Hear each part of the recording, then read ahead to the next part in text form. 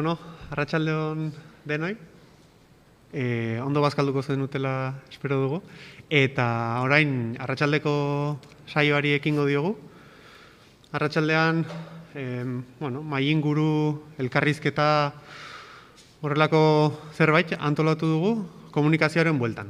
Badakigu betidanik komunikatu izan direla ingurumen arazoak, era batera edo bestera, eta agian orain arte gizartea mezu horiek jasotzeko oso prest espaldin bazegoen ere, iruditzen zaigu orain gizartea sentikor dagoela eta mezu horiek barneratzeko prest dagoela. Orduan, testu inguru horri helduta, gonbidatu ditugu hemen aurrean dituzuen lau hizlariak elkarrekin elkarrizketa bat eduki, pentsatu eta galderaren bat erantzuteko gai baldin bagara, hori ere ongi etorria izango da.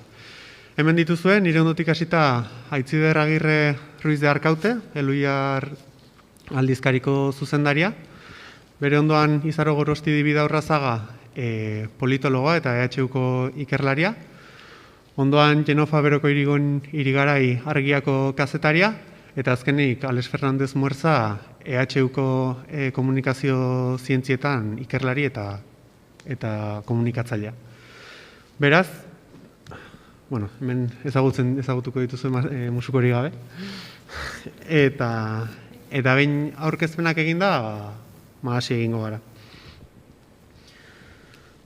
Askotan, galdetu diogu gure buruari, ea ingurumen auzi bat, edo ingurumen auzi batek zer behar duen albiste izateko, lerro burutara iristeko, ze ezaugarri eduki ditzaken horrelako ingurumen arazo batek, eta lehenengo galdera zuentzako hori da.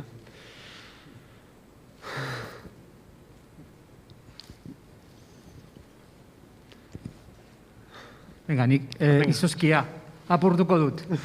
Bueno, nik kazetaritza zientzien ikuspuntutik joango naiz, ezta? Orduan, bueno, kazetaritza klasikoan, entzuten da, ez dakit, bai? Ondo? Entzuten da? Primeran. Hori, kazetaritza klasikoen ikuspuntutik zer da albistea, zer da berria?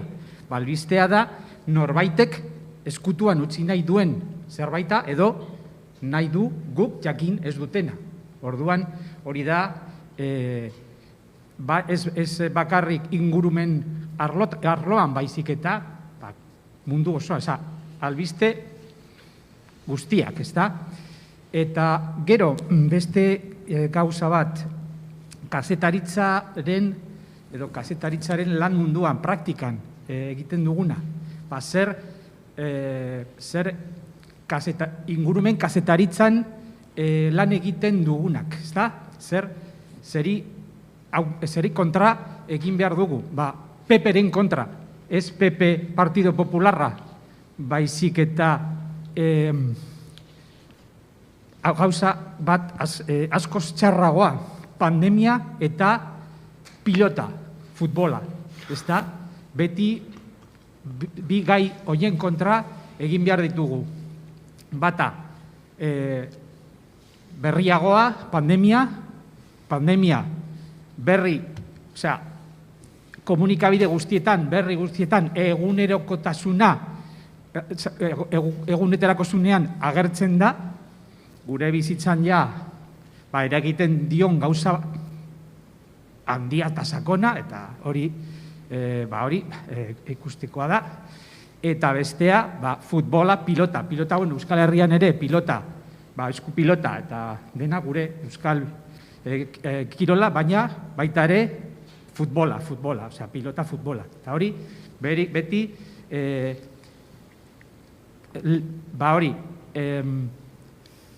horren kontra borrokatu behar dugu. Lekua beti bilatu behar dugu. Nola, ikuspegi berdinak gauza interesgarriagoak egiten.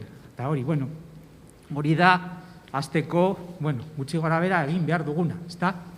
Ez dakit zuek ados dauden ala ez?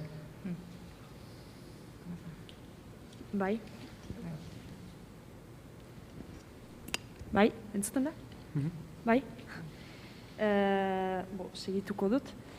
Orduan bai, lekua egin behar dela dudarik gabe, gero nik nahi nituzke alaike albiste gintzaz eta kazetaritzaz ari girenean, uste dut alaike behar dela hori panorama edo pixkat deskribatu eta kazetaritzaz ari girelarik zertaz ari giren, eta oartzen gira gaur egun badela batetik mainstream kazetaritza, hau da komunikabide handiak, sekulako pisua dutena, sekulako boterea dutena zedenetara iristen dira, eta orduan komunikabide mainstream horien gibelean zer da, bada noren esku dira batetik, dira dirudunen esku, aberatsenen esku, bakar batzuen esku, komunikabide guztiak, bai irratiak, bai prentsa idatzia, bai argitaletxeak, bai telebistak, bakar batzuen esku, eta aberatsenak. Eta beraz, komunikabide horiek alaike helburu dute nunbait gaur egungoa hortan mantentzea. Eta botere dunen nunbait botzera maile edo izatea, hori batetik. Eta gero horren ondoan, gira, bakar batzuk, argia hortan sartzen dut, independenteak eta nunbait egoeraren berri eman nahi dutenak edo. Lehen horiek mainstream komunikabide horiek balin badute helburu informazioaren bidez dirua itea, pentsatzen dut prentsa independenteak baduela helburu herritarrak informatzea, sinpleki. Oinarrizko kazetaritzaren oinarrizko elementu hori. Orduan hori ejanik, egia da gaur egun klima aldaketa aipatzen dela, 2015-etik geroztik edo hasi zen gaia pixkat aktualitatean sartzen. Orduan iringarri da, zerraten dugu aipatzen dela 2015-etik geroztik, baina azken finean da mainstream komunikabideak hasi direlako aipatzen, baina baginen batzuk lehenagotik ere ari ginela hortaz informatzen. Eta zergatik aipatzen duten, pixkat hori da begiratu behar ere. Aipatzen dute zeren gaia hor da, nahi ezin da gehiago ez ikusiarena egin. Badakite herritarrek gai hortaz ere nahi dutela informatua izan, ze kezka sortzen du. Beraz, badakite nunbait albiste horrek irakurlego baterak jarriko duela eta beraz diru iturri izanen dela ere. Hau da, ekonomikoki interesanta zaie, klima aldaketa zitzeitea. Eta ikusiz agintarien tresnak ere direla, nunbait albiste horiek edo haien eskutan eta haiek plazaratuz mantentzen da, olako segurtatzen zaie sistema bere hortan geldituko dela. Hau da, haiek aipatzen dute klima aldaketa, haien ikuspegitik, haien aterabideak ere planteatuz, gero segur aski aipatuko dugu, baina beraz, nunbait da neoliberalismoaren edo onerako eta sistemak bere hortan segitzeko aipatzen da gaur egun klima aldaketa nunbait. Eta joko zela jortan, guri da kazetaritza independentean edo ari girenak, guri da nunbait realitate horren berri emaitea, baina agian beste iturri batzuetara joz, informazio zientifikoak, datuak aztertuz, adituekin mintzatuz, arituekin mintzatuz, militanteekin, makroproiektuen kontrari direnekin, zientifikoekin, guri da bestelako informazio bat ematea, gai hortaz. Nik hori zehaztu nahi nuan, epasten dauzut. Bai, honekin beharren dut, eskerrik asko. Bai, aipatzen duzun joku zelai horren harira, markoaren harira. Nik uste dut beba importantea dela gizartearen espektakuloa kontutan edukitzea, ez? Nola gaur egun, albistegintza eta dabideak batez be, gizartearen espektakulen barnean dagoz, eta arduan badirudi zehozer albiste izateko, ez da? Izan behar dela, ingurumen gaiei ekarrita, edo istripu bat, edo ondamendi bat, denbora guztian, egon behar da, ingurumena eta katastrofea hor eskutik helduta. Horgaitik nik uste dut hemen arazo bat daukagula ja azikeratik, ez? Askotan berba egiten dugula ingurumen arazoi buruz. Oso gutxitan hitz egiten dugu ingurumen amiri buruz. Beti lotzen dugu ingurumen arazoa. Tarduan, ingurumen arazoa denez, hori bai bilakatzen dela albiste, ze horrek, emango digu ikusgaitasun bat, espektakulo bat, ondamendi bat dagoenan, estripu bat dagoenan, eta pum, hor arreta eukiko dugu, ez? Arreta, zuk aipatzen duzun mainstream horiek diru gehiago lortzeko, eta beste leku batetik hor sortzeko, bai? Baina egia da ere, Azken aldiotan, klima aldaketa dela eta ados nago egiten duzun ikuspuntu horregaz, baina bebai, edabide batzuk, adibidez BBC, ni daukat gogora, BBCk erabaki du, klima aldaketaren inguruko albisteak beti agertu behar direla, edo bigarren, edo hirugarren albiste. Eta hori da BBCk hartu duen erabaki bat, bai? Edabideak hartu duena bai irratian eta bai telebistan. Hori egingo dutela, hemen zergaitik konturatu direlako, gazteek interes handia daukatela gaian. Eta BBC konturatu da gazteen audientzia galtzen ari dela, bai? Ze gaur egun bakigu, edabide informazioa lortzeko ditugula esparru pila bat, BBC konturatzen da gazteen audientzia hori jaisten ari dena, eta aldi berean badaki gazteentzako gai hau oso interesgarria dela. Orduan beragiek hartzen dut erabaki bat, orduan bebai edabideen erabakia, edabidikeen ardura ipintzen dut, zer dan albiste eta zer ez? Edabideak berak egiten duela lanketa hori izateko zer kokatzen dudan albiste edo zer ez, eta hor daudela bebai ardura desberdinak. Nik ikusten dudana da, gure kasuan oso kontestu desberdinan ari gara lanean, ez gara edabide ez orokor bat, ez ara gutxiagolako edabide handi bat, baizik eta oso lokala, eta gainera gehiago divulgazioaren alorrean egiten dugunak lan, ez da? Edabide espezializatu bat, orduan guretzako ingurumena da lehentasun bat. Guk, eta gainera hori eskertu behar nizun, Mikel, deitu zen igutenean hona etortzeko parte hartzea, ez da? Guk konturatu ginen urte asko daramatzagula egiten ingurumenaren inguruko albisteak, baino ez daukagula garatuta irizpide garbirik eta ez, ari ginela modu intuitibo batean egiten. Eta honek balio izan digu, barne hausnarketa hori abiarazteko, bengoz, ez? Ekitaldi honek. Orduan alde hortatik eskerrak eman zuri, eta niretzako egia esan plazer bada zuekin konpartitu alizate hau, elkarrekin pentsatzeko, ez da, nola egin dezakegun hau.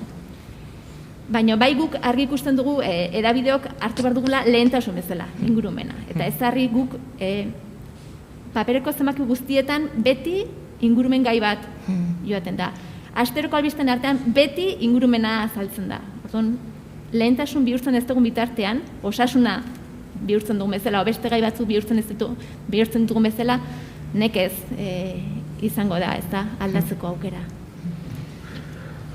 Eta lanketa hori egin duzuenean, edo egitea pentsatu duzuenean, ikusi duzue bilakaera bati lotuta dagoela hausnarketa hori, edo nolabait lehen beste mota bateko albisteak egiten zirela, gaur egun lanketa sakonagoak, edo arinagoak, edo interesatuagoak egiten dira?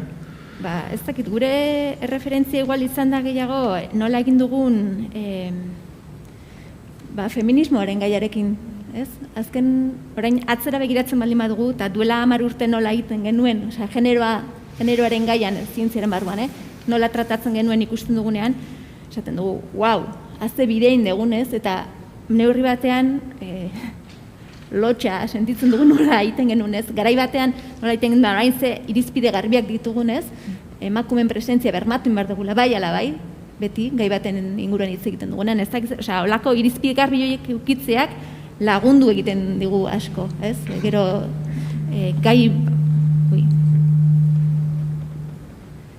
gaiaren trataeran, ez? Eta bai sentitzen dugu orain, igual pandemiak ere utzi duelako, ez da, hain agerian habitaten degradazioak eta klima larrialdiak eta nola eragiten duten guztenetan, eta ja, bai ala bai hontan jarri behar gehala, horrek balio izan digu abia puntu bezala, ez? Osea, ikusteko, hau da momentua ja, heltzeko feminismoari heldu zaion bezala, edabideok, ardezagun ardura, ingurumenaren alorrean, eta prozesu oso pareko bat egiteko. Eta lehen, Izarok aipatzen zuen, beti lotu dela, arazoarekin, gauza katastrofistekin, hemerotekara joan beharrik ez dago, 80ko albistetan, ze titular dauden. Ikusi duzuen nolabait gaur egun alternatibei, prozesu berritzailei ematen zaiela ikusgaitasun bat, ezagutzen ditugu, gizartea jasotzen du horren berri, edo dena bideratzen dugu era bat ilunera eta gizarteare ez da gai argi izpirik ikusteko.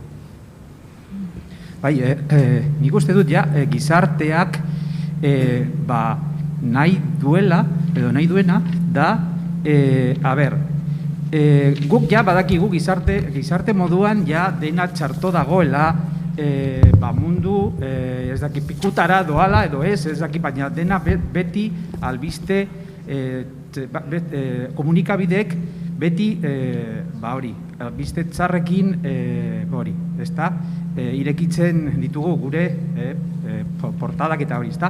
Bai, ondo, hori ja jakin badakigu, ja hori, orduan, ordua da, zer egin dezakegun, badago zer egiteko, badago aukeraren bat mundu txar horietatik irtetzeko eta mundu berri eta onera heltzeko, orduan, hori badago, esan, ezaiguzue, nola egin, orduan, ez bakarrik ja albiste honekin, baizik eta irtenbideekin, soluzioekin, nola egin, gure bizitzan nola egin, nola moldatu, nola bilakatu hori mundu hobetzeko, ezta? Hori da nik uste dudana.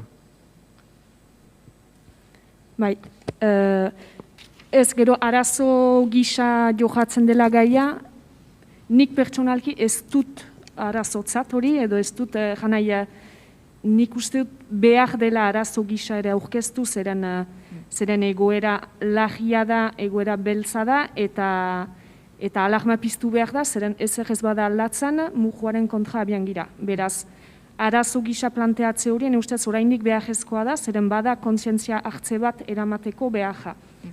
Gero gauza da, arazo hori edo nola planteatzen den. Eta nik uste, hortan dela arazoa eta hortan direla aldaketa batzuek ahi behar. Batetik, arazoak aipatzen dira, adibideak ematen dira, baina beti dira, edo usu, edo gehienetan, munduaren beste puntakoak, hau da, poloko izotz mendiak urtzen ari direla, Amazonian ez dakitze gertatzen dela, idortea dutela Afrikan, baina ez da sekulan hemengoaren behi ematen, eta klima aldaketa gurean ere hasia da, eta goratzen naiz behiak atera zuen, 2050ko Euskal Herriko itxasadajen inguruan milaka lagun bizidiren lujak hartuko dituela urak. Eta hor, eman zituen Climate Central edo egiturak plazaratu zituen mapak egiz-egi, beraz agertzen zen Donibane Loitzune, Zarauz, Donostia, Baiona, eta agertzen zen konkretuki gurean ere, badela klima lagialdia, eta beraz, ustez, arazo hori behar dugu lokalizatu edo gurera ekarri hori batetik, eta arazoa usu aipatzen da epe ertain luzera edo datu zientifikoak eta ofizialak beti dira 2050 urterako edo hemendik 20 urtera, eta nik uste dut hor behitz arazo hori behar dela gaurkotu edo gaur egun zertan gira, gaur egun hasia badira, ondorio batzuk, hasia da klima aldaketa, eta goazen gaur egun ditugun arazoei begiratzera, eta gero hortik biztan da, azuk erraten zinuena, aterabideak ematera, eta alternatibak badira, aterabideak badira, irakurketa bizik interesgarriak badira, horiek ere behar da lekua eman, ez egiteko kazetaritza ere fatalismotik, gauzak aldatu daitezke, baina aldatu behar dira ia, eta hori, baina hori zehaztu nahi nuen. Bai, nik uste dut batetik, kezka berez gizartean badago, bai? Azkenengo ekobarometroa, oin dela 10 urtekoa dela. Baina azkenengo ekobarometroa Euskadin egindakoa, esaten zuen, biztanlearen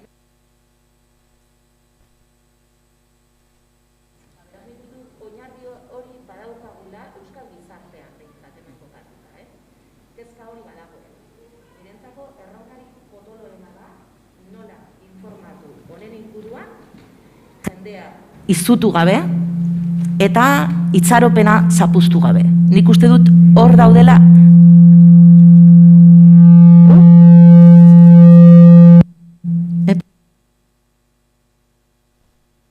eta raro dago.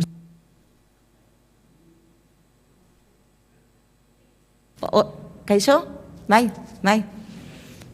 Bueno, erronka nik hor kokatzen dut pila bat. Osea, nola egiten dozu, informatu gai honen inguruan, bai? Kezka dagoena jakinda. Du izutuko bidarekin gertatzen ari den, beste debate bat izan daiteke hau, baina zenbat beldurra eta zenbat izua sartzen ari garen, bai, baina gero horren aurrean zer egin, ezta? Eta batez be itxaropenarena. Nik uste dut bi hoietan kokatu behar direla pila bat edabideen erronka gaur egun.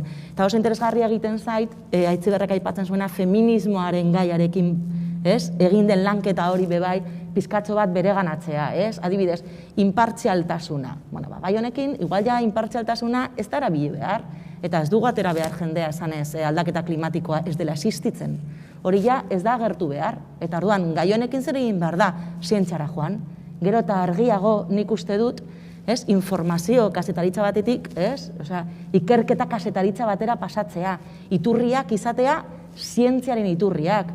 Orduan, leku horretatik, bai hitz egingo dugu egoeraren inguruan, bai egingo dugu irakurketa bat, errealitate sozialaren irakurketa hori egingo dugu modu batean edo bestean, baina gero beti bigarren alde hori beti kontutan edukiten, nola piztu itxaropen hori, zer nolako gauzak egin ditzazkegun, 2 urte geratzen zaizkigu, ez da izen bat, gradu gehiago ez edukitzeko, titularra, mitiko bat, 2 urte hauetan, hau eta hau egiten badugu, hau ez da gertatuko. Titularra guztiz aldatzen duzu, zaude gauza berdinari buruz hitz egiten, baina zuk botatzen duzun informazio hori, bestelako ikuspuntu hori edo bestelako leku honetatik lantzen dozunean, jakinda zure gizarteak eskatua dagoela. Nik uste dut aldatu, desberdina esan barko litzateke, zuk uste baduzu gizarte honetan ez dagoela honen inguruko eskarik, edo ez dagoela honen inguruko informaziorik, baina gurean badago, kezka hori badago, eta gainera eskaera bat ingurumen politiketan lan bat egiteko, eta oso kasu gutxi egiten dutena. Edabideek igual hortik bai aldute hartu jakinda gaukagula gizarte bat gai hauetan kezkatua dagoela, gai hauei aurrera egin nahi diela, modu batean konponbideak luzatu, eta igual leku horretatik halako gauzak lantzen izan daiteke aukera bat. Nik horre, eta era bat ados esaten dezunakin, eta gaineratuko nuke dena den, nik esango nuke gure, ez dantzuten? Bai, orain bai. Gure kazetaritza, egungo kazetaritza ereduaren gaitza dela, beti titularrak eta arriskuak eta horri bilatzen ibiltzea ez da. Eta gainera, iruditzen zait, ibilbide oso mugatua dutela horrelakoek, ez, albistek, eta azkenean nekatu iten gara, daramatzagu urte pila bat errepikatzen, ez, gauzak, eta azkenean guk ja ez dakigu ez da zea hitzak erabili ingurumen gaiak ateratzeko.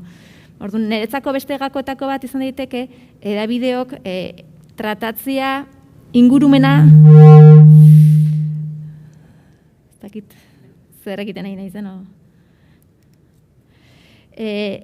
ez bakarrik albisteak sortzeko baizik, eta modu transversal batean landu bartugula gai hau, alegia. Edozein gai lantzen dugun bakoitzean, ingurumenaren ikuspegia txertatuta joan behar dela. Ez beti bilatzen titular horiek, albiste horiek, eta ez, transbertsalki lantzia beti. Eta berdin ingurumeneko gaiak lantzen ditugunean, lantzea ez bakarrik edo biologoen ikuspegitik baizik eta zientzia sozialek zer dakate horresateko, ekonomilariek zer duten horresateko, nik uste horrek laguntzen duela errealitatean txertatzen, ingurumen larrialdio hau ez, errealitatean txertatzen.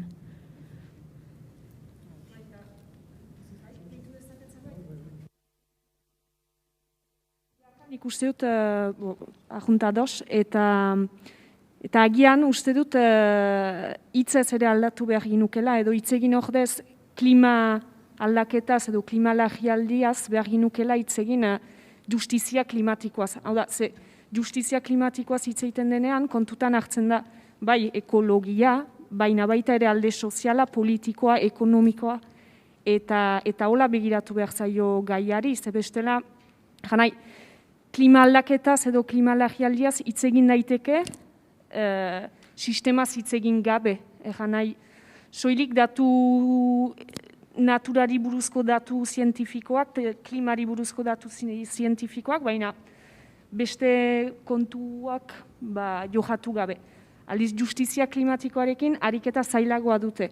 Ze hor justizia hitz egiten da, eta beraz begiratzen da alde sozialari, klimaren gibelean den alde gai sozialari, politikoari, ekonomikoari, eta bada zer egana, zeren klima aldaketa ez da gauza neutro bat, klima aldaketa erabat politikoa da ere, eta bada garaia, orokortasunean begiratzea, eta pixkat kajakatzea gaia.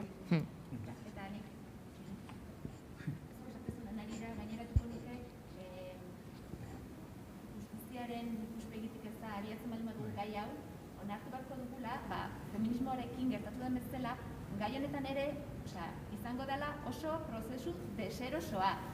Osea, ondaz hitz egitea. Zeren honek, larrialdi klimatikoak eta ingurumenaren inguruko larrialdi honek ikutzen du zuzenean gure bizimodua, guria. Orduan, hitz egin marko dugu ze privilegio dauzkagun gure bizimodu honetan, ez da, zan Europarra nahi dezun bezala ditu, euskaldunok zer nolako bizimodua dugun, eta hori kolokan jarri beharko dugu, eta seinalatu beharko dugu da, izendatu beharko dugu zer privilegio dazkagun eta zein galdu beharko ditugun. Eta hori asumitu beharko dugu, kazetariok ere zer terminotan hitz egiten dugun. Eta arduraz hitz beharko dugu, privilegio ez, eta horrelako terminoak ere igual sartzen hasi beharko dugula. Bueno, agian igual, saltza bat emateagatik edo, eztabaidatzeko, nik adibidez ez nago ados klima larrialdi terminoarekin, bale? Klima larrialdia, zergatik, niretzat klima larrialdi bat zer da? Gauza bat, orain, baina orain, agertzen da eta oso arriskutsua, adibidez, sute bat, orain, hemen, sute bat, eurekan, sute bat, denok korrika eta presaka. Baina gauza da bat, orain eta presaka egiteko, ezta? Baina zer gertatzen da klima aldaketarekin? Behar duguna da gauza batzuk hemendik, ez dakit zenbat urtetara, ezta? Orduan, jendeak larrialdi kontzeptu horrekin buruan geratzen bada, nik larrialdi bat ulertzen dut, orain, venga, dena, presaka, ez dakit zenbat erabaki hartzen behar ditugu, ondo, eginda dago, ez, hemendik aurrera egin behar ditugun gauzak, orduan ez da larrialdi bat, berriro ere, jendeari, gezurrak esaten ari gara, ez dakit. Nik horregatik larrialdi kontzeptu horrekin nik geratzen naiz klima aldaketa. Klima aldaketa arazo bat, arazo handi bat, gure gizartean arazo handiena da, baina ez da larrialdi kontzeptu horren arabera, ez da? Ez dakit, eta hori, pil bat, saltza pil bat, emateagatik eta ez da bairatzeko, nola ikusten duzue.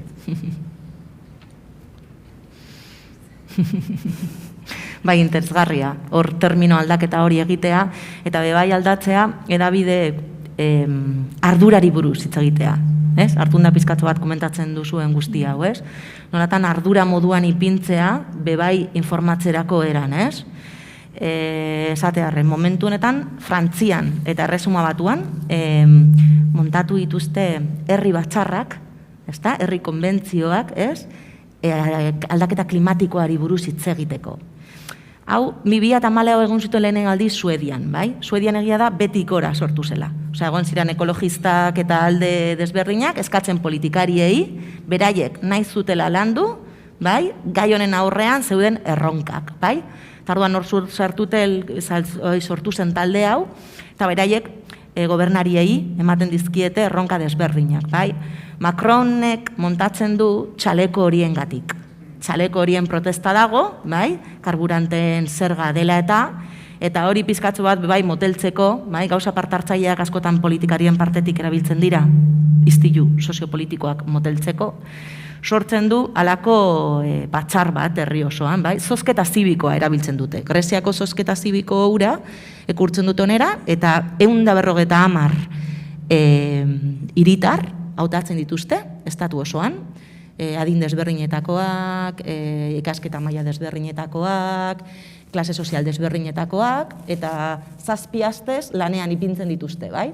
Aditu desberdinetik biltzen dira, eta beraiek aurtengo igazko ekainean, uste dut, aurkeztu zutela, 150 neurri desberdin, ez? Beraien artean ekozidioa sartzea Frantziako konstituzioan, autopistak 150-etik 110 kilometro ordura pasatzea, zerga bat ipintzea, gauza oso desberdinak, Eta hor, ardura hori hartun da, eztabaida publikoa Frantzian asko piztu zen. Asko piztu zen, talde hau agertu zelako, hau izan daiteke albiste bat, dinot, adibide moduan botatzearren, ez? Eta honen inguruan hitz egitea, badagoela, Erresuma Batuan Johnsonek ipini du bebai, igaz ipini zuen martxan, aurten kopiatzen Frantziako eredua, baina Suedatik datorren eredua, hau, ez? Eta da jendea hitz egitea eta jendea hartzea bere ardura gai honen inguruan, zer egin dezakegu. Zer egin dezakegu eta nola presionatu dezakegu. Hori da bebai modu bat edo era bat, ez? Ardura hartzea, ez hainbente kezka, porque kezka berez nik uste dut badagoela, orduan, kezka baino pausu hori ematea, eta da, honen aurrean, zu botatzen zinituen galdera horiek, ez da hitzi bat, zer egin dezakegu gu honen aurrean? Horrek interpelatzen gaitu, gizarte moduan eta individuo moduen, ez? Zer egiten dugu, nola erantzuten dugu honen aurrean, zer nolako erantzunak eman ditzazkegu, eta zer nola aldaketak egin. Frantziako estatuko beste bat zen, okela haragia jatearen murrizketa bat egin behar dela. Eta uneko 20 bat murriztu beharko genukela individualki eta kolektiboki, okela eta esnekiak. Hori da beraiek bota duten bestelako bat, bai?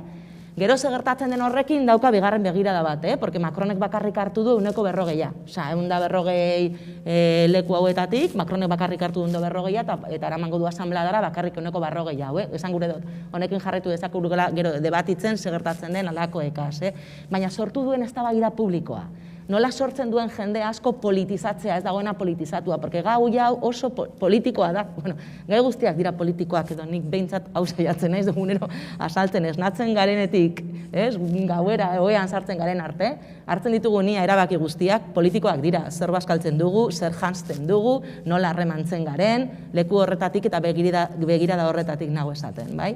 Orduan, zer egiten duzu, gai hau politizatzen duzu, eztabaida publikoan sartzen duzu, eta gainera, jarrera zein da arduraren jarrera.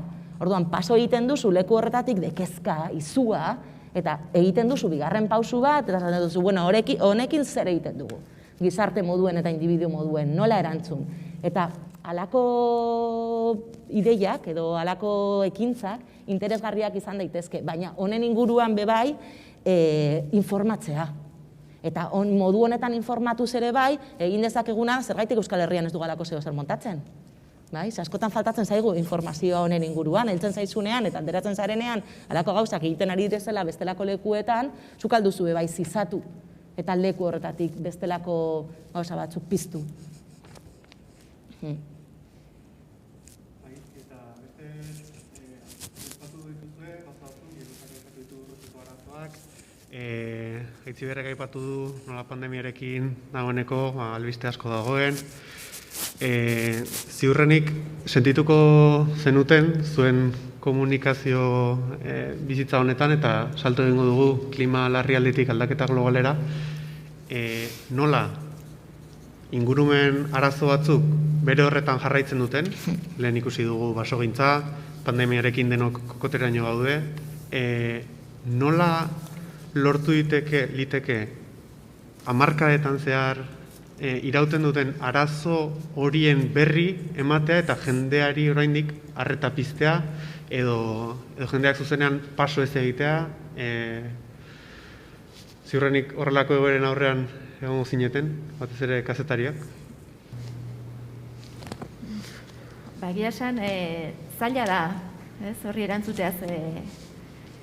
hainbeste aldiz, hainbeste urte daramatzagu gauza berak errepikatzen, minda berriro, eta ez da aldatzen ezer, ez? Azkenean, politikak ez dira aldatzen, hortaz, danak berdin jarraitzen du, eta horrek sortzen du, neke kroniko bat, bai gizartean, bai kazetariengan. Eta ezintasuna handia, ezina, ja ezakizu ez da nola komunikatu, ez? Baina nik hain zuzeren ere, igual, ingo nuke alegina hortik ateratzen eta edabideok ere saiatu gaitezke, balore batzu transmititzen, ardura sozial bat dugu edabideok, ez? Hortan da, iruditzen zait, interesgarria izan daitekela, beste modu batean landu alizateko gaia, ez? Nei adibidez, iruditzen zait, identifikatuta dazkon batzu, Euskaldunok adibidez oso lotuta gaude gure paisaiarekin, bai? Lotura handia dugu eta gure identitatearen parte ere bada paisaia, beraz, biodibertsitatea galtzen dugun heinean, gure paisaia eta gure identitatearen parte hori galdu egiten dugu. Orduan, guk transmititu dezakegun beste balore bat da, euskara, euskaldun izatez, gure identitatearen parte egiten nehinean, euskara zaintzea garrantzitsua da bezala, gure biodibertsitatea zaintzea ere, euskaldun bezala, oso garrantzitsua dela, ez? Eta mezu hori, inkorporatu egitekeela, ez? Beste balio bat transmititu dezakeguna da, naturak ongizatea ematen digula. Bestela, gure herriaren garapena ez da, erlazionatzen dugu, teknologiarekin, industriarekin, garapen ekonomikoarekin, eta lortzen baldin badugu, gure ongizatea erlazionatzea naturarekin, ikustea ze balio eskaintzen digun naturak, ez? Gure biodibertsitate horrek,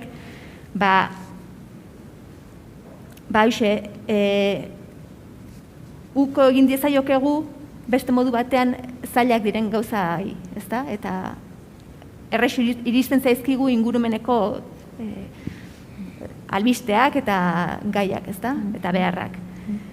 Eta bestetik, igual ere, nik uste dagoela divulgazio lan handi bat egin behar da guzti honetan. Ez bakarrik albisteak eman, baizik eta oinarrizko divulgazioan aritu eta hortan implikatuta zaudete zuek danok, erakusteko ekosistemek adibidez ze zerbitzu ematen dizkiguten, ez? Askotan ez gea konstiente. Eta hori dena balioan jartzen dugun heinean, hori balioan jartzeko divulgazioa egiten dugun heinean, gero errexago izango da edozein gai komunikatzea ingurumenaren ingurukoa. Ze bestela, beti gaude, gizakiok nola bakarrik eskatzen gaituen ni ikutzen hauena, hemen ikutzen hauena eta orain ikutzen hauena, pandemiak erakutsiko den bezala, gure baliabide bakarra da, arriskua, zure arriskua, zu arriskuan zaude transmititzea, ez? Eta nahi gustatuko litzateke pixkat hortik atera alizatea, edabide bezala. Bai, zuke Aitziberrak esan duzuna, lehenengo partean, hori, marmotaren egunean bizitzen jarraitzen dugu, ezta, edo, hori ematen da, edo hori uste dugu, ezta, osea, arlo honetan lan egiten dugun pertsonek, beti, albisteak oso argi daukagula, hori, arazo hau egiazkoa dela eta hori, baina ematen du, jendea ez dela konturatzen edo ez da, ezta, eta jarraitzen dugu gauzak egin gabe, ezta, baina agian kontua da abiaduraren kontu bat dela, ezta, oso astiro goaz gauzak egiten, ezta, adibidez, hau, klima aldaketarekin, ezta. Pasaden astean, hori, onartu zen, klima aldaketaren legea, ezta, eta bere erronka edo bere helmuga, hori, 2050 izango dela, ezta? Osea, 2050 da, 30 urte, hemendik 30 urtetara, ezta, jode. Eta hori, ja, hori, ministerioaren aldetik, arrakasta, aparteko arrakasta izan dela hori, esan digut, ezta? Baina, eske hori da, orain egin behar dugun gauzak, ez pentsatzen, hemendik zenbat hamarkada, ez da, eta klima aldaketa agertzen ari da, eta ez orain agertzen ari da, oin dela 150 urtetik. Orduan, zer gertatzen zaigu, oso astiro bagoaz arazoekin, ez da? Ez gara konturatzen arazoak egin, arazoak aurre egiteko, orain egin behar dugun gauzak, ez da? Ez itxaroten, ez dakit, igual, venga, orain ez, baina 30 urte barru egingo ditugu, orain badaukagu denborarik, ez da? Igual denbora ez daukagu, hainbeste, ez da? Bai, ez osatzeko edo, egia urte luzez aipatzen dugula eta aipatu beharko dela.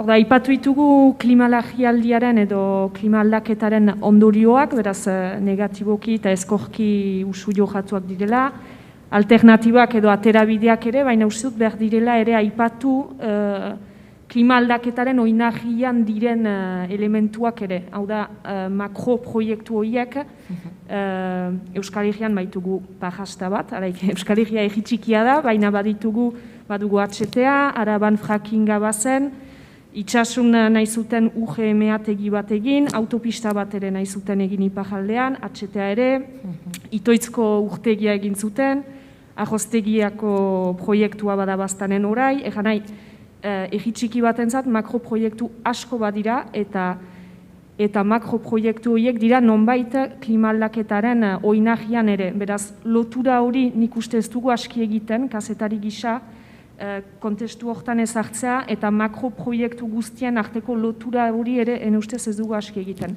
Eta egin behar litaike, zeren gero, oartzen zira urtez urte, beti badela makroproiektu behi bat, baina azken finean, beti dela mundu bera, beti dela usu gibelean beti berdintsuak edo elkarren lagunak direla, eta beraz, ustez gure lana da ere, joste hori edo egitea.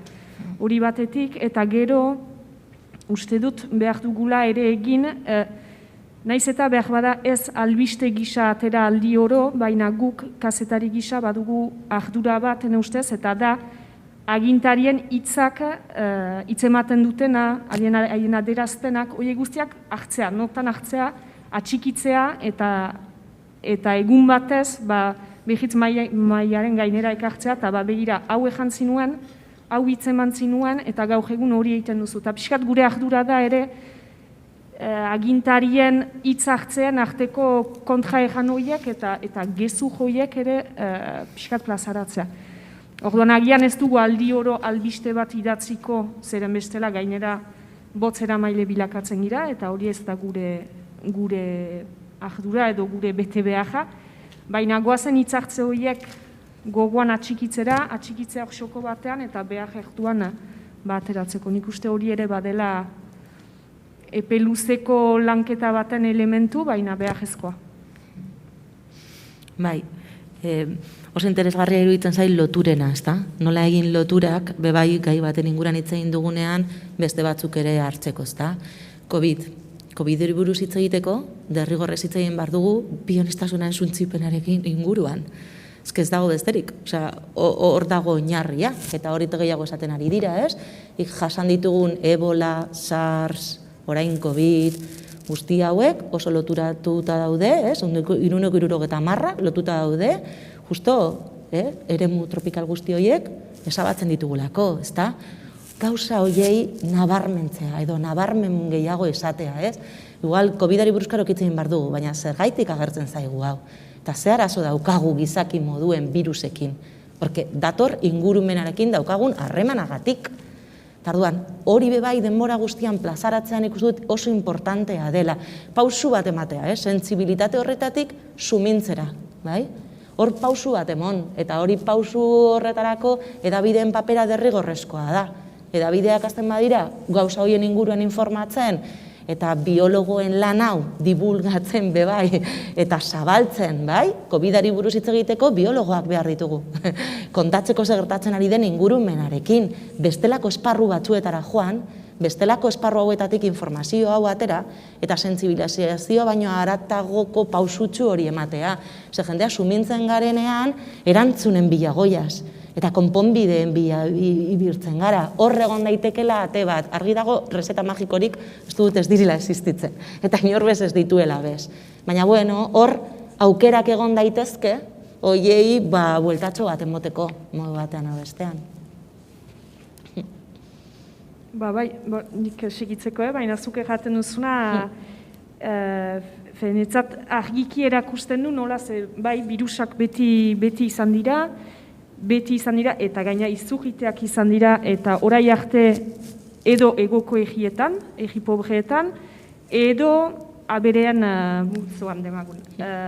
Hor, gu, Europar gisa, eta txuriak eta gizakiok unkiak gira, beraz hor aipatzen da, baina janai beti danik egon dira birusak eta beti egongo dira. Hori, eta beraz, horrek erakusten du nunbait,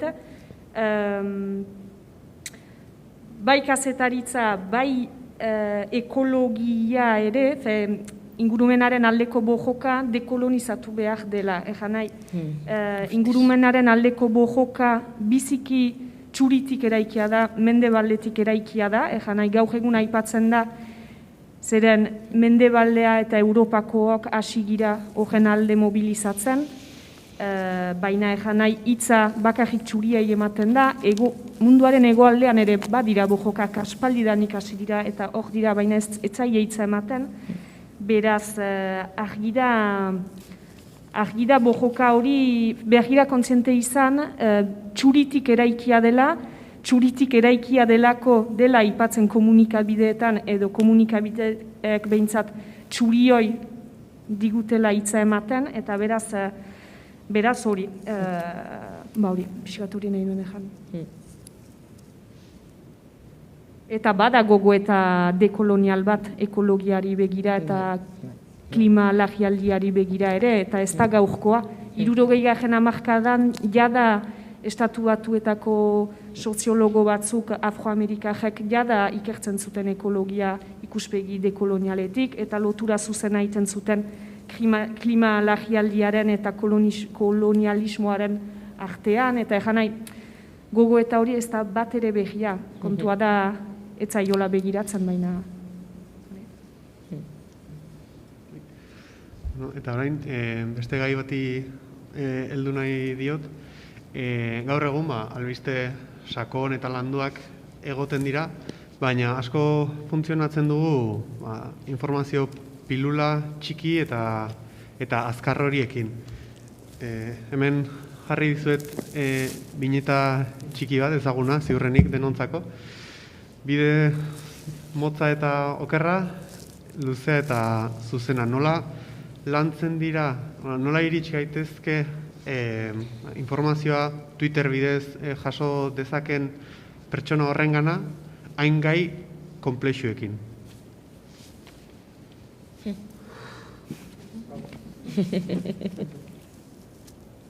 Bai hori, beti ja beri. A ber, bai, eske hori da, hemen agertzen dena, ez da. Orain dena, bueno, hori, gaur espektakuloaren gizartean murgilduta gaude. Sare sozialetan, munduetan murgilduta gaude.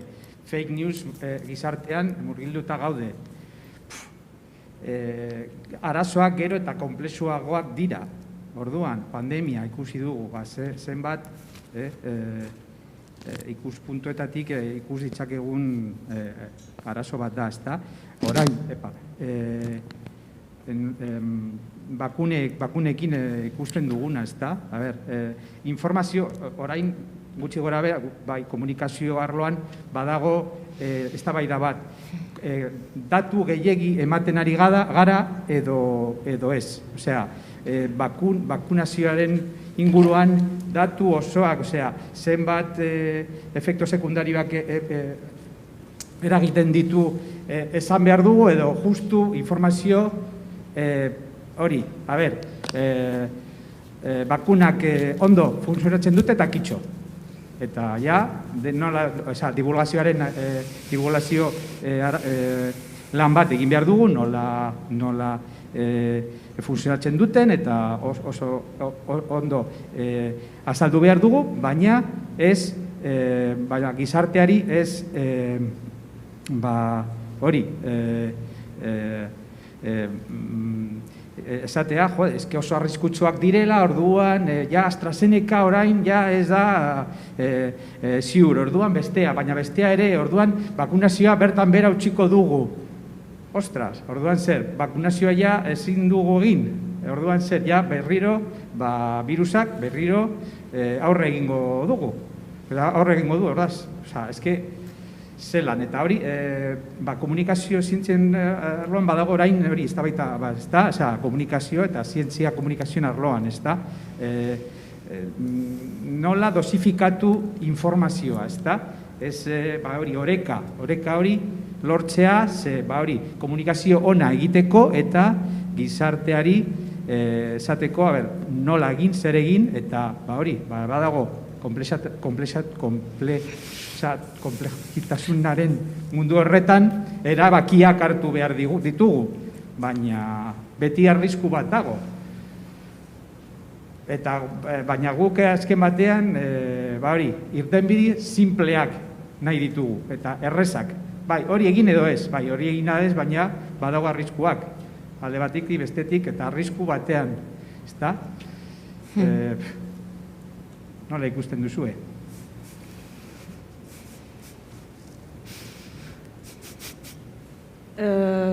Seitzen dut?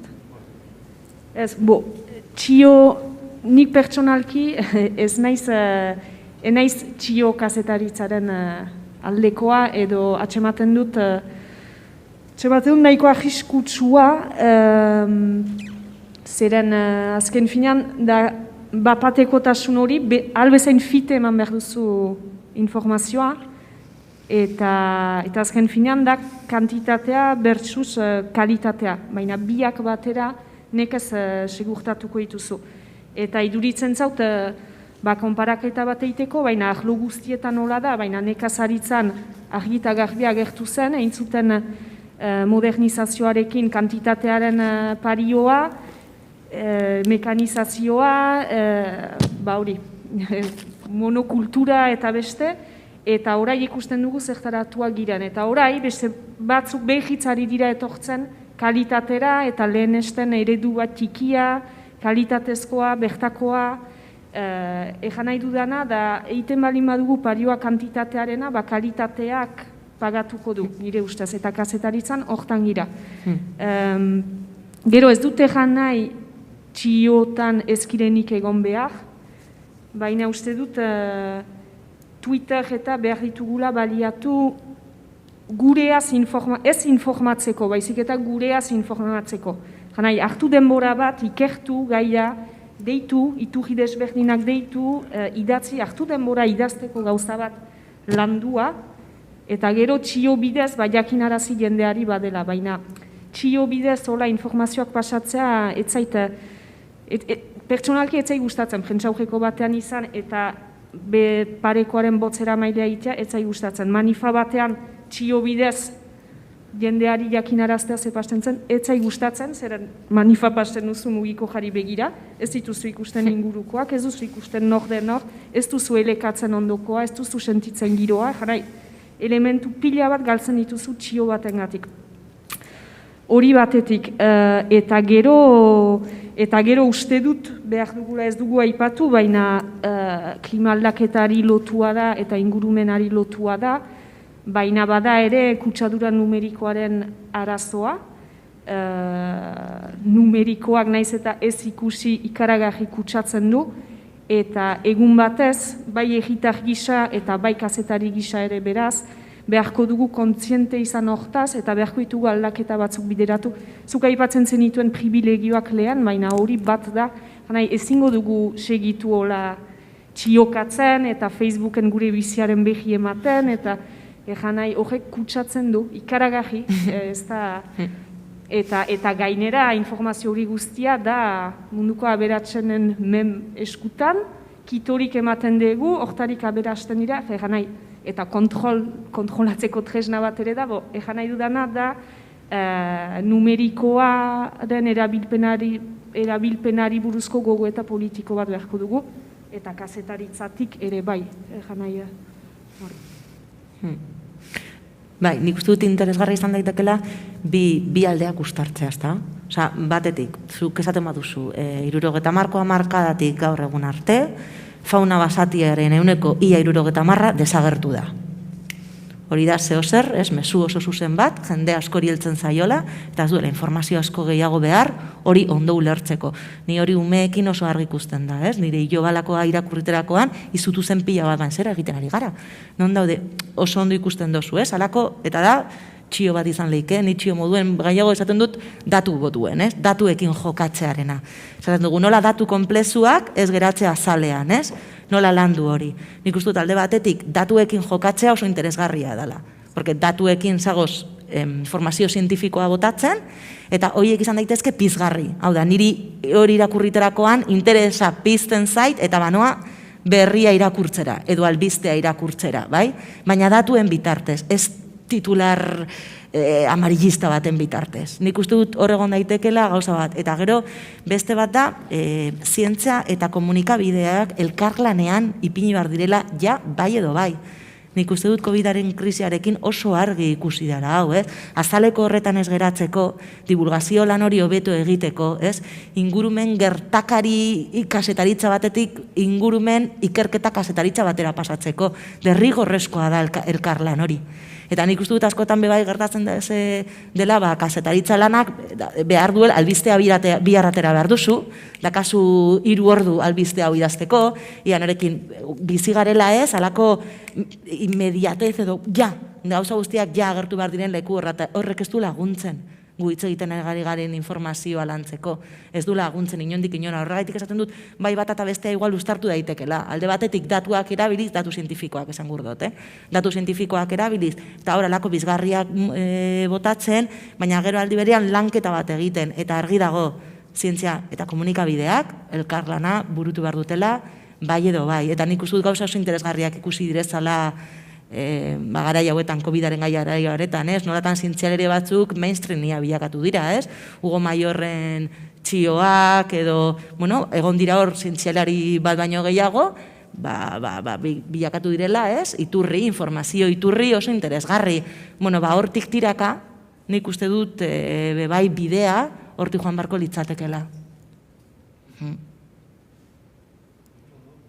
Azkeneko atalari helduko diogu, eta hau da erreferenteena, etorkizunarena, ez dakit iruditzen zaizuen, badugula nahiko erreferente, orantxe aipatu duzu Hugo Mayor, gizarteak ezagutzen ote dituen gure erreferenteak. Askotan sentitzen dugu zientziatik, guk baditugula gure erreferente txoak eta oso onak, baina gizarteak ez dituela ezagutzen.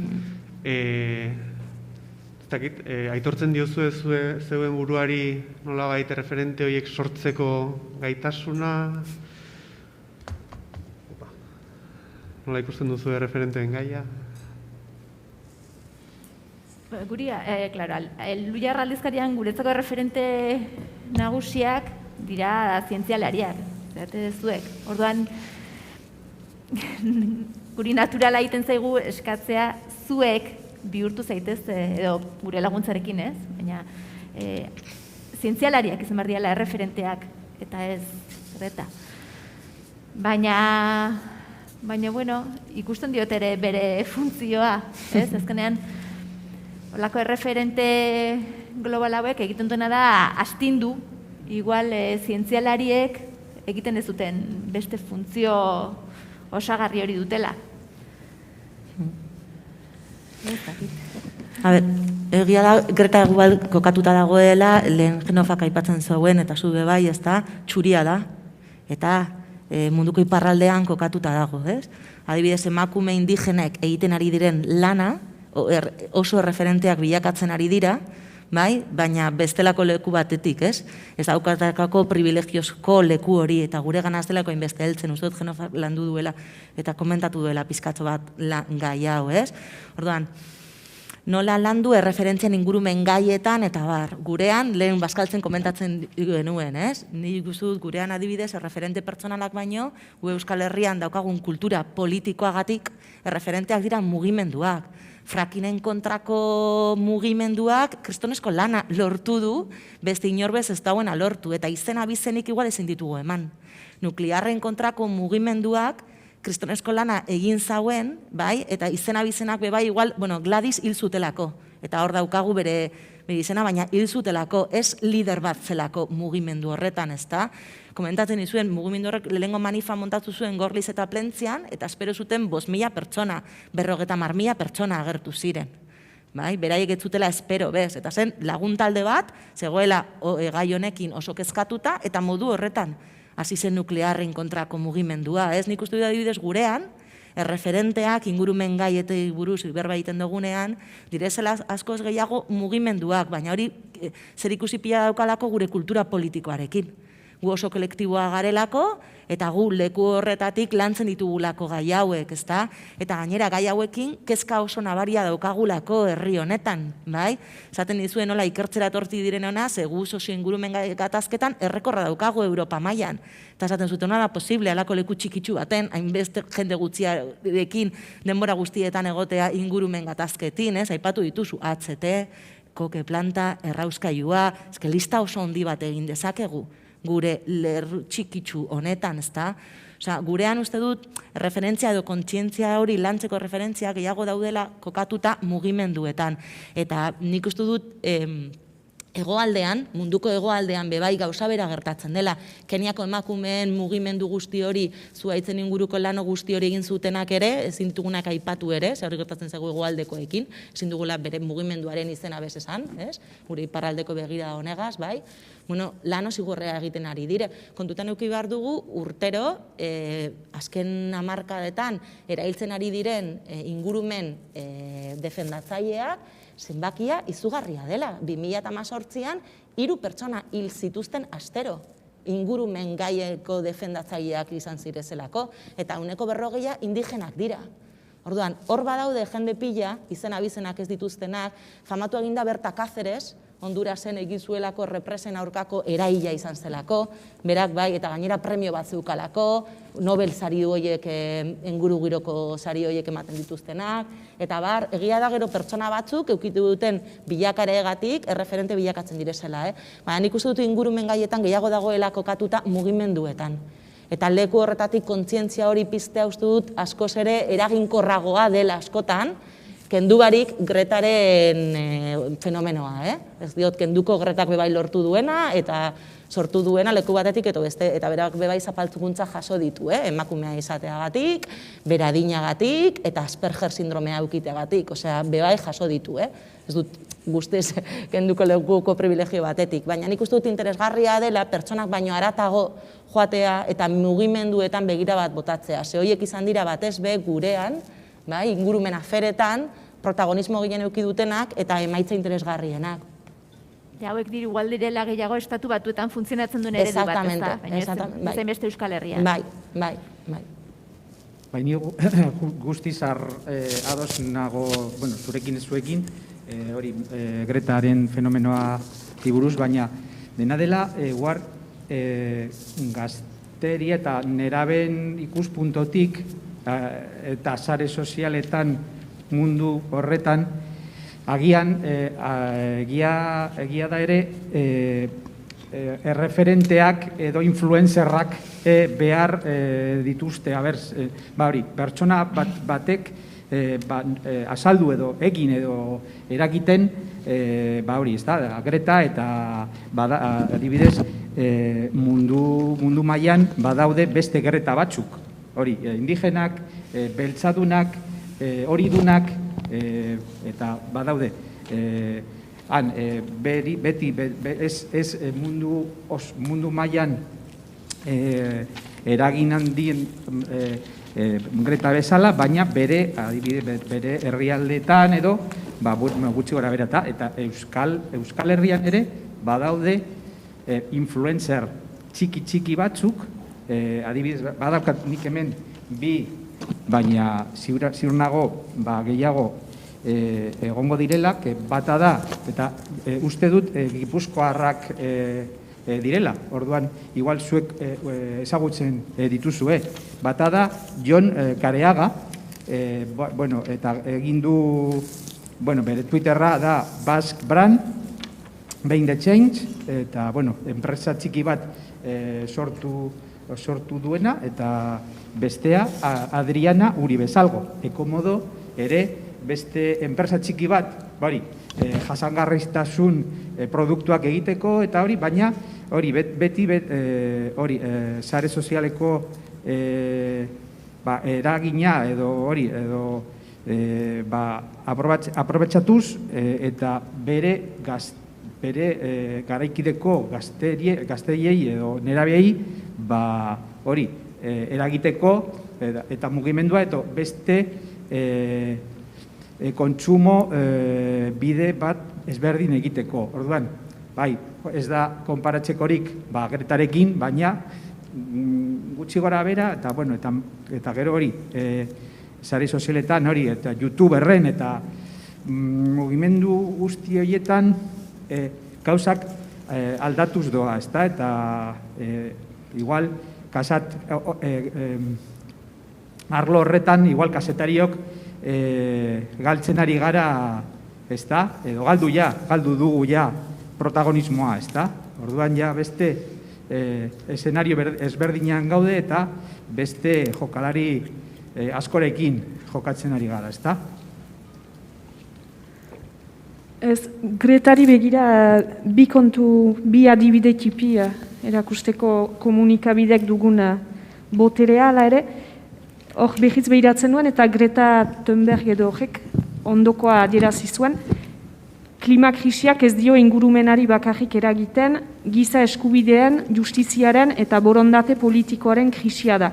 Sistema kolonialak, arrazistak eta patriarkalak dute sortu eta elikatu, suntsitu behar ditugu.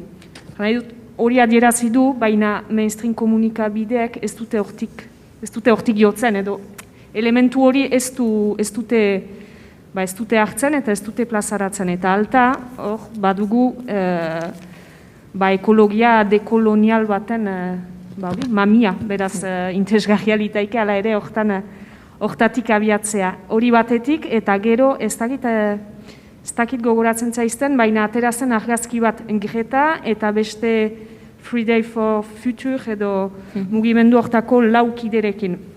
Lau horietan bazen bat beltza, eta Associated Press dela mundu mailako prentsa agentziak egin zuena, zen argazki hartu, moztu, eta pertsona beltza etzen agertu. Beraz, mugimendua zen Greta eta beste hiru txuri. Egan nahi, hor bi elementu horiekin agertzen da nor den Greta nunbait, eta zein Greta dugun guk ezagutzen, eta tartean komunikabideak direla, mainstream komunikabideak, eta beraz, dugun informazioarekin ere beti ageta zibili behar girela, ez da neutroa. Beste azkeneko saldirik gogetarik baduzue, bestela elkarrezketa hau publikora zabalduko dugu eta eurekin jarraituko dugu.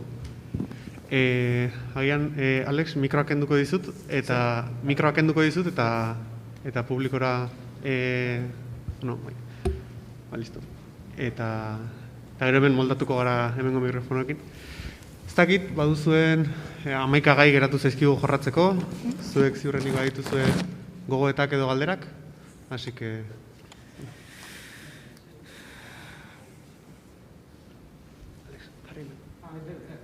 Mikroa,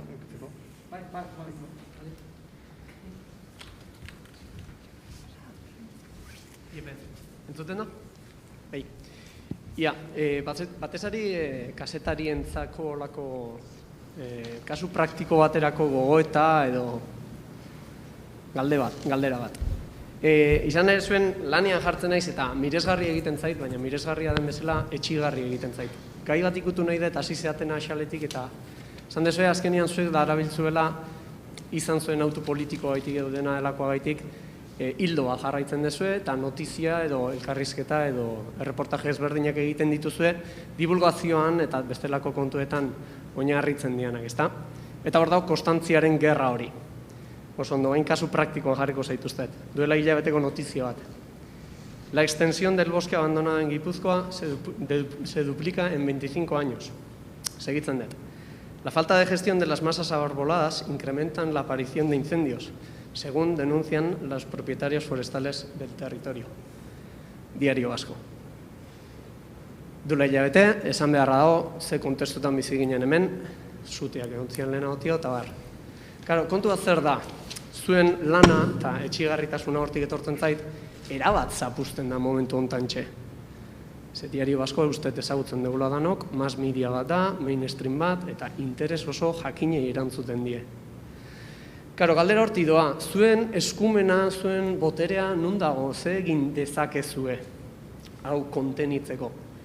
Zeren, eta hau ja, okurritzen zaidan gauza bada, baina hortik dijoa galdera, posible da zuek rekamaran edukitzea erreportaje, elkarrizketa edo dena delakoren bat aurrikusi, kakotxen artean aurrikusi litezkeen horrelako notizien aurrean, mass mediak dakarren indar honen aurrean. Eta hola bada, okurritze zait berehalakotasun hori erantzunez, Twitter eta horrelako ibeira. Bueno, eukiditza ezkezue behar bada, entrevistatxo batzuk gorde eta erreportaje batzuk rekamaran. Eta haitu hori hola egonik, eta notizia ateratzen dian momentuan, baitu, tuiteatzen dezu, begira ze elkarrizketa egin genion, egin diogun ez dakit zeini. Izan daitezke datuak ere, izan daiteke zenbat lur galtzen dugun toneladaka Gipuzkoan oraintxe atera dira datu ere. Behar bada hortikan, posible da hortik aurre egitea, horrelakoei. Eskerrik asko.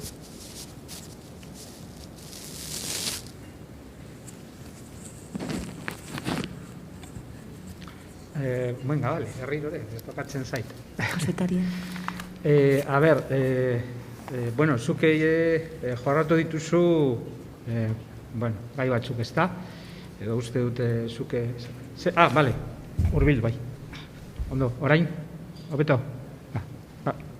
Hurbilago? Hostia, ja, musu bat emango diot, Bueno, gero gel hidroalkoholikoarekin emango dut. Orduan, a ber, kasetariok badauzkagu aurrikusi bai zerrenda bat, hori prebizioak gutxi gora bera nola joango diren gauzak, hori, jorratzeko ondo, eta adibidez zientzia komunikabidetan zientzia aldizkariek bidaltzen dizkigun hori prebizioak, ez da, hori datorren astean edo gutxi gora bera, hori bere prentsa horretan agertzen diren gaiak, ez da, eta guk hori denborarekin jorratzeko. Gero, gutxi gora bera kazetariak beti hori lantzen ditugu gauza gai askok eta gero gure ezke, bueno, oso ja komplexua da, baina ez da berdina zuk kazetari moduan, oza, kazetari raso, soldado raso bezala, edo zu erredaktore nagusia, edo ja zuzendaria eta zure zuk komunikabide hori, hori komunikabide batean lan egiten baduzu, edo komunikabide alternatibo batean. Oza, interesak hor daude eta zuk kontuan izan behar duzula, ez da? Orduan, bai, nik uste dut hori, zuk aipatu duzun adibidea, eta hori da, hori ustartzen nire ustez daukagun beste arazo bat, ingurumen komunikabidean, ez da, gaiarekin, ez da, gaiak maila altuegiarekin jorratzen dugu. Ez da, osea, guk kazetariak bezala saiatu behar dugu gizartera hurbiltzea, ezta? Gure aita edo amari azaldu behar diogu gauza bat, ezta? Beraiek ez bakarrik ezagutzeko, baizik eta ere ulertzeko, ezta? Baina ingurumen arloetan beti, gauza teknikoekin, ekologia mundutik, teknologia mundutik, eta orduan, azkenean, errealitatearekin lotuta, nork irakurtzen ditu gure berriak? Ekologistak, teknikariak, zientzilariak, eta munduko kaleko pertsonek ez dute ulertzen. Orduan, ez badute ulertzen, gaiak han geratzen dira. Gure erronka, edo erronka nagusitariko bat, kazetariak moduan, izan beharko litzatekela, hori, teknika aldetik edo zientzia mundutik aurrera pausu bat ematea, eta pertson normalen hiztegiarekin eta esamoldeekin kontatzea gauzak. Eta hori da, uste dut, gure arazoetariko bat dela. Ez dakit igual zuek ados edo ez zaudete ados. Zuek astariak. Ez dut sobera entzun galdera, ez dut ulertu. Ze adibidetaz ari zinen, gaztelera gutxi mintzo dut, eta ez nuen, hemengo prentsa komunikabide handien parean zein da dugun? Hori da, Diario Vasco da hemen gehien saltzen dan egunkaria, ez ditut iritziak sartuko, baina gazteleraz publikatzen du, eta funtsean saltzen duena, edo esaten zuena zan, lotzen zuen, azkenean notiziaren funtsea eta helburua zan lotzea, zuteak, berak horrela dion, eta astu zait lehen esatea, baina abandonatutako edo bere horretan utzitako basoarekin. Esan behar dago, eta hori astu zait lehen esatea, bertako basoari deitzen diona abandonatutako basoa. Hori astu zait lehen esatea da azpimarratu ninen. Beraz, karo, eta notiziako argazkia da pinudi bat. Osea, bitu ze lotura egiten digun. Orduan, lotzen dizu, derrepente, bertako basoa, baso mistoa, arizti izan liteken hori, osea, bakan horiek, pagadiak sartu gabe. Eta hori, zuzenean lotzen dizu, gestio falta bat dagoela esanagaitik, zuteekin. Eta, karo, adios, esan dakoa, zuen lana hortxe zapusten da. Momentu hortantxe. Gehiengoak hori irakurtzen du, eta hori da jaso duna. Hortik zijoan kasu praktikoa da. Galdera zan ze baliabide, zer da kasuen zuek egitea. Esan diazuzuk, Alex, naiz da hitza gero mesedezuk hartu, esan dezu, herritarren gehiengoak ez dakila zertazari gehan, ez dakita ados nagoen, esan nahi dut. Zuk tuiteatu dezakezu elkarrizketa batean, pertsona batei, aditu baten sekzio oso txiki bat, eta herritarrak hori oso ondo ulertzen du. Orduan, eta komunikabideetan igual garrantzia hor dago, ez da? Igual erabili dezakezue tarte hori, eta kontenitu dezakezue Diario Vascoren notizia hau, zuek kontra hori eginez. Hortik ziguan. Ez dakit, nik niretik erantzunen dute, ez baita ez bada argiatik, ze gainera badu urte bat erdi argian naizela, beraz ez naiz ere aspaldidanik etxe hortan. Uste dut alaike badakigula girela kazetari komunikabide tipi batzuk. Badakigu txikia girela eta badakigu gure herriuntan badirela handi batzuk eta badakigu diru publikoa zein sustengatzeko abian den eta zein hori guztia badakigu, gero ezkaitu horrek geldiarazten eta segitzen dugu idazten, eta basogintzarena uste dut Janai duela bizpairu aste urkok lankideak egin zuen txosten potolo bat hortaz, denbora hartuz, iturri desberdinetatik edanez, eta helburu batekin ere. Ez dena zuk aipatzen zinuen komunikabidearen helburu bera.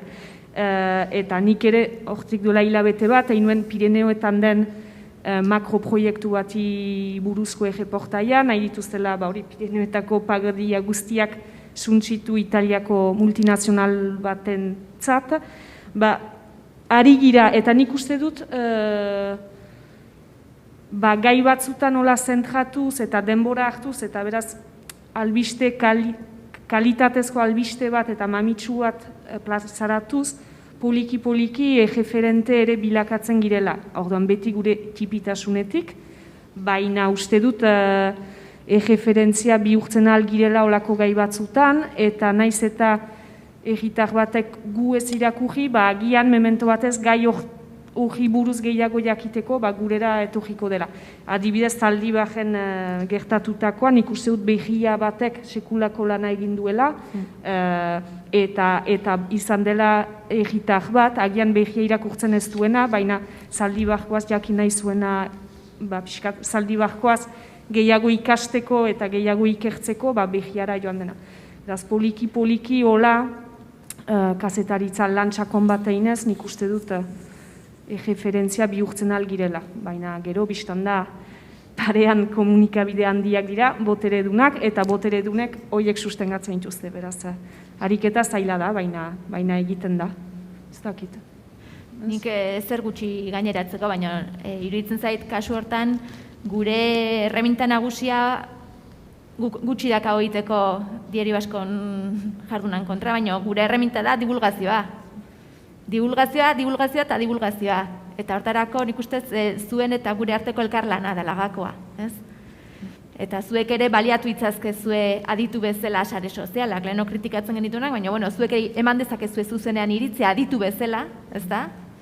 Gureak baino indar gehiago dakata. Aitziberrek esan duena, eta hori errepikatu egin behar ditugu, kontu hau da, zientzialarien eta kazetarien eta edo divulgatzailein arteko lana, ez da? Esfortzu hau egin behar dugun guztion artean.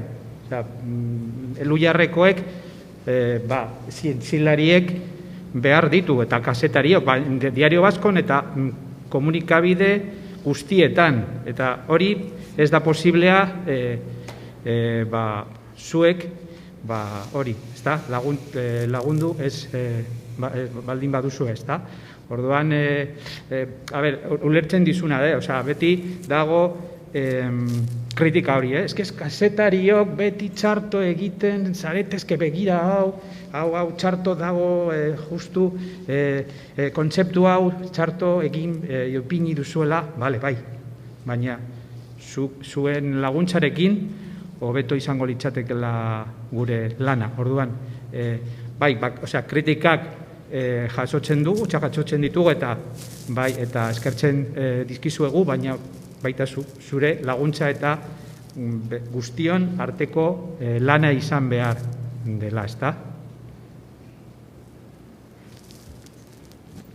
Eta gero pixkatu osatzeko, sare sozialena, nire naiz sare sozialak ez erabiltzekoa ere, ikusten dut interesa, baina azaldu dut lehen. Baina egia da ere, sare sozialekin nunbait, nola ezan, azkenean numerikoak edo internetek ematen dizu entzun nahi duzuna pixkatala ere. Eta sare sozialetan, izan Twitter edo Facebook, azken finean segitzen dituzu entzun nahi duzuna, entzunen duzu edo irakurriko duzu, irakurri nahi duzuna, zeren normalki zure lagunek zu bezala pentsatzen dute edo behintzat ez dira ideia kontraiarrietan, eta beraz berak zabalduko duen artikulua zuk edo irakurri haukanen duzu edo behintzat interesa haukanen duzu, eta horrekin egan nahi dudana da, azken finean argia konbentzituek dutela jada argia irakurtzen nunbait, eta zuk aipatzen zinuen Diario Basko edo hori irakurtzen dutenek, nunbait bi mundu horiek ez direla nahasten, eta sare sozialek ez duten nahaste hori egesten, eta ez dute sare sozialen bidez ideiak zabaltzen dira, eta tresna bizik interesgarri bat da, baina azken finean ideiak ez dira baitez bada nahasten, eta horrek ere ukan dezake bere ahiskua edo hori. Neri lehen asko gustatu zait, Aitziberrek aipatu dunean ingurumena izan beharko lukela pixka bat feminismoa bezala edo berdintasuna bezala zeharkako gai bat eta leku guztietan sartu beharko genukela. Eta ingurumenean badira gai batzuk, berez korapilatxoak direnak, nik zer dakit, zaborren kudeaketan, bakoitza bere iritzia duka, baina egia absolutu ez dago horren argi. Baina esate baterako lehenkoan, ETB-en ikusi nuen sustraia edo badukate horrelako programa bat, eta egin zuten dokumental bat angularen harrapaketaz Deba ibaian.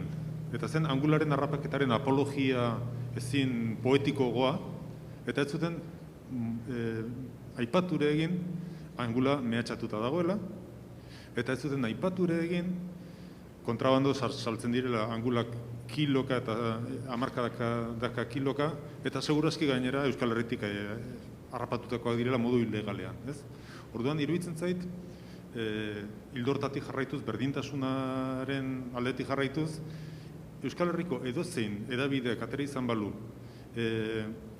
berdintasunaren nabarmen kontra litzateken albiste bat edolako zerbait, kazetariek orokorrean hartuko zenuketela, ez dakit, jarreraren bat, zerbait agertuko litzatekela lehen bailen hori gelditzeko. Esateko, hau ez da bidezkoa. Hemen, bakarrik hau azpimarratu duzu, eta beste alderdi hau aztu egin zaizu azpimarratzea. Eta orduan iruditzen zait, badela garaia azteko hortan ari zareten, edo garen, ez dakit osongi nola esan, guztiak, bilatzeko prozedurak, nabarmen, ez dakit, ingurumenaren errespetua eta kaltetzen duten berriak, eta gezur utxetan edo egi guztiz partzialetan eta oinarrituta daudenak, esateko hemen, kode deontologikoaren guztien kontra doa, hau ez daiteke egin. Eta ez dakit hori zein izan daiteken prozedura, baina iruditzen zait, badela garaia hortan hasteko.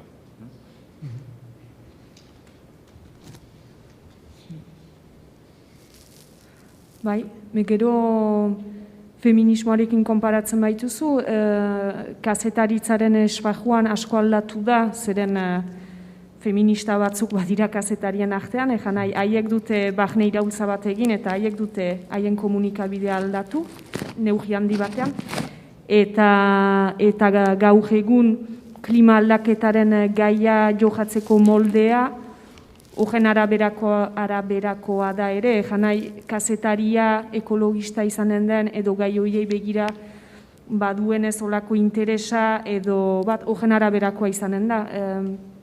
Eta albiste hortan ez baduzu senditu hori, janai ez dakit azaltzen naizen, baina kazetariek egiten dutela gero komunikabidearen albistea ere nunbait eta feminismoarekin gertatzen den bezala, klima aldaketarekin ere gauza bera da. Baldin bada interesa eta baldin bada kontzientzia politiko bat hortaz, sentituko duzu albisteetan, ez baldin bada edo ahas gutxiago sentituko duzu, nik uste hortik doala ere. Bai, eta bai presio publikoa, ezta? Osa, nik uste dut ez dugula aipatu, baina garrantzitsua da agenda mediatikoa, agenda publikoa eta agenda politikoa.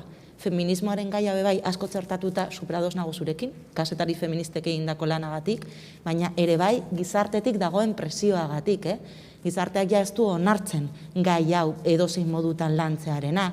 Orduan, hor agenda publikoak egiten duen presioa ere, nik uste dut oso garrantzitsua dela, eta edabideak eta ingurumen gaietan, uste dut hau bai kontutan edukitzea, zer nolako presioa egin dezakezu zuk esaten baduzu. Euskal Herriko 10 biztanletik 8 uste dute ingurumen politikek eduki behar dutela gizarte politikak eta politika ekonomikoak daukaten garrantzi berdina, eta hori datu bat da. Datu bat da gure gizartean. Hor zu titular hori erabiltzen duzu, zure agenda publikoaren garrantzi horregaz, bai? Eta egiten duzuna bai da piztu, bestelako elkarnoioetan piztu, eta hortan eragin dezakezu bai agenda politikoan, bestela ez dozu eragiten. Osea, derrigorrez behar duzu ere bai, bi agenda hoien, agenda publikoa eta agenda mediatikoa horren, agenda esaten dudana esaten dut gaiak, ezta? Osea, lantzen dituzun gai hoiek. Zuk gai hoiei modu horretan bebai lanketa bat ematen badiozu, presionatzen duzu modu betean edo bestean angulen moduko albiste bat ez egoteko. Zuk badakizu horren inguruan ezin duzula modu horretan hitz egin. Feminismaren gaiarekin aldaratuta, uste dut izan daitekela adibide oso on bat. Eta hor bebai, edabideen lana, begirada bat hartzeko gure gizartean bebai, zer nolako egitate batzuk daude, ze hauek dira gure datuak, Osea, jendeak uste duela ingurumen politikan askoz gehiago egin behar dela, kezka dela oso handia, jarri behar dela modu betean, hori dira titular oso interesgarriak, gero agenda politikoan bebai eragiteko. Eta modu batean edo bestean, harako gauzak ekiditeko, zuk ere kontutan daukazulako hori gizartean bebai garrantzitsua dela eta hor dagoela. Modu batean edo bestean, eta gero bebai nik uste dut garrantzitsua dela elkarlarenena, izkiguala dut ezan eta aprobetsatzen dut botatzeko. Eskerrak emoten gizarte zientziako norbaitek hartzean naturto paketa batzuetara, bai? Zen ikuste dut, aldaketa klimatikoari buruz berbaitzeko, arazoa atmosferikoa izango da, baina ez badugu hitz egiten ekonomiari buruz eta politikari buruz, ezin dugu gaia jorratu. Eta uste dut horbe bai, bestelako elkarlan bat behar dela, gizarte zientzitatik, bai, eta natur zientzien arteko begirada hori, azkenean, ingurumen gai guzti hauek kokatzen ditugu gure realitate soziopolitikoan, eta daukagun sistema kapitalistan, eta daukagun heteropatriarkatuan, eta gauza guien inguruan hitz egin behar dugu, hitz egiten dugunean aldaketa klimatikoari buruz, edo justizia klimatikoari buruz, asko gustatu zait, hori erabiltzearena, bai. Orduan, hori bebai, uste dut derrigorrezkoa dela, halako gaiak eta aprobetsatzen dut eta eskerrak ematen dut, begirada hori bebai ekarri dozuelako. Hasteko, gizarte zientzetatik datorren jendeak asko lagunduko digulako guri argitzen nola komunikatu behar ditugun gai hauek, adibidez, edo nola jokatu dezakegun errespetu falta horiek ematen direnean, ez da, eta... Bai.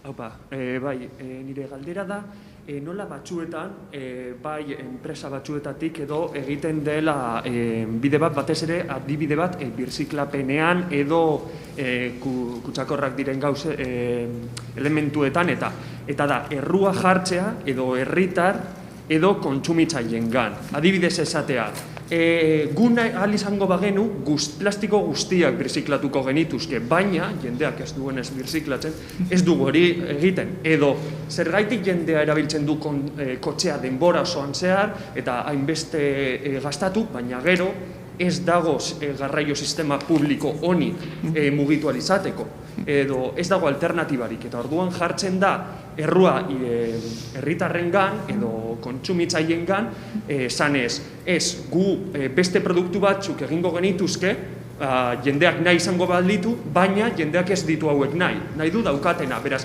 gu ezin dugu hori egin, merkatu horrela da, eta orduan gu aldatuko dugu jendean aldatzen duenean bere ikuspegia, baina gero beraiek atzetik daude, bai, publizitatea egiten haien produktuekiko, aldaketei erresistentzia asko jarriz, eta baita ere gero egiten edo elkarrizketak edo komunikabideetan edo batzutan heldu daitezke komunikabidean parte izatera.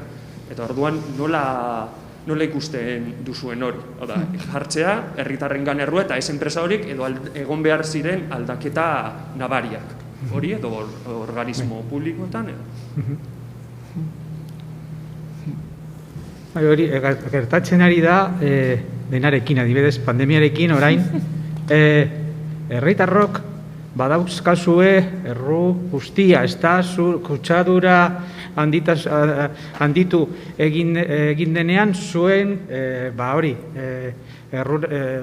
zuen erruen txako, ez da, eta zuek esan nahi dut, erakunde bezala, gobernu bezala, baina zuk erantzun kizun bat eukiko zu, edo zertarako orduan izaten dugu gobernu bat, edo erantzun kizule batzuk edo aditu batzuk gobernuan. Orduan hori, baina eske ematen du bizitzen ari garela, ez dakit, erantzunkizun gabeko gizarte batean.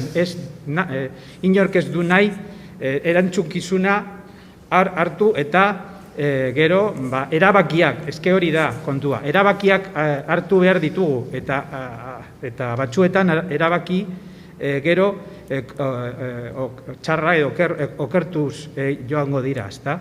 Eta inork ez du nahi erabaki hori eta gero hori esan zuek okertu egin zarela, ezta? Orduan, nik uste dut hori gertatzen ari dena kontu guztietan, ez bakarrik birziklapen kontuan edo hori, ez da, edo ingurumen kontuetan,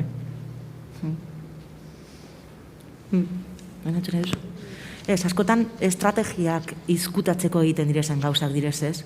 COVID-ekin bebai ikusi da, zuk ez duzun adibidea, ez?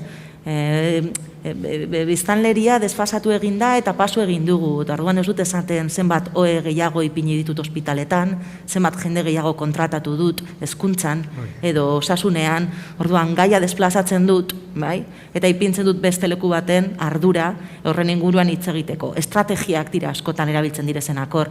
Horri aurre egiteko nik uste dut hedabideen papera ezinbestekoa dela, eta hedabideek esaten badute Euskal Herriko jende gehienak eta portzentaia bai superaldia da berziklatzen dutela eta horren alde dagoela, gero enpresak agertzen denean halako argumento batekin aurre egitea oso erreza da.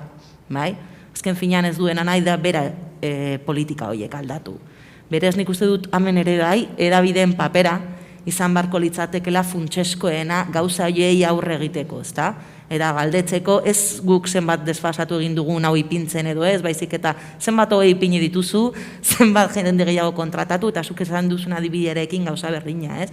Zer egin du enpresa honek, CO2 gutxiago botatzeko edo delakoak egiteko, ez? Ze gure gizarteak argi dago birziklatzearen alde dagoela, eta hor datuak dauz. Orduan nik uste dut hemen ere bai, komunikabideen papera izango beharko litzatekela funtsa bat, halako gauzei aurre egiteko, eta ados nago hori pila bat erabiltzen dela.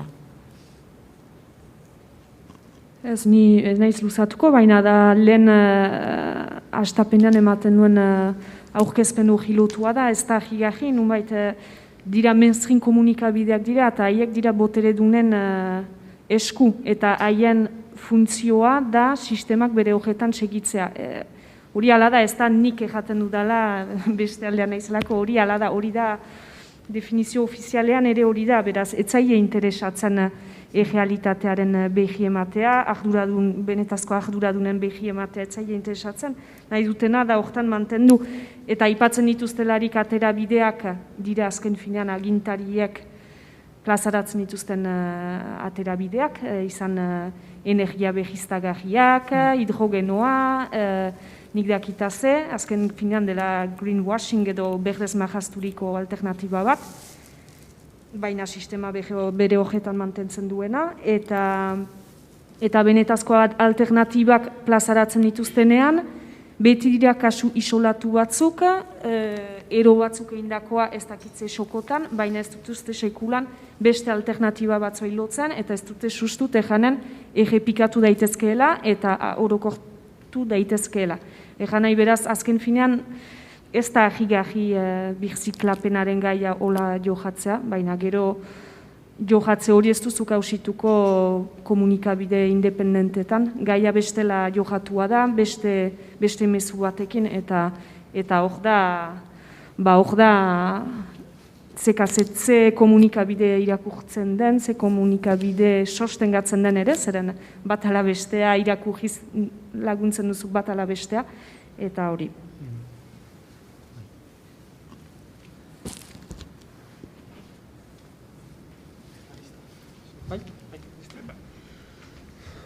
Bueno, gogo eta hauekin amaiera emango diogu elkarrizketa honi, edo mainguru honi, ia 2 ordu daramotzagu berriketan. Eta bueno, azteko, eskerrik asko Lauro Iona etortzeagatik, baditu 4 referente gehiago, eta espero dut, bai hemen holtzakoen eta horbeko zientzialaren artean, zerbait polita aterako ote den, eta denon artean, hobeto komunikatzen ikasten dugun, gure helburu utopiko horietara iristeko.